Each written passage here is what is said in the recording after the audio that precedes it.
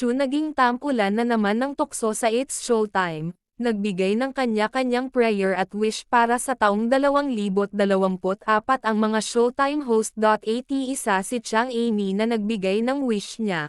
Aniya ang prayer daw niya ay makabili ng isang simpleng rest house para sa pamilya, na dinaan pa ni Vong sa biro na maganda daw bumili sa Hawaii. Pagdating naman kay Kim Chu panay ang tukso nila at binigyan muna nila ng isang group hug bago ito nagbigay ng prayer. Ani Chang Amy pamayat daw si Kimi but she looks beautiful. Ayon nga kay Kim Chu nagpapasalamat siya sa pamilya niya sa Showtime. Pinagdarasal ko din maging solid pa tayo Showtime family with our madlang people, syempre araw-araw nagbibigay ng saya. Not just sa aming lahat at sa inyo din. At sana daw mapanood ng madlang people ang linlang na sa January 24 na magsisimula, dugtong pa niya. And lastly daw ang puso niya sabay tawa. Ayon tuloy sa madlang people ibig sabihin daw ba nun ay di pa siya nakaka-move on.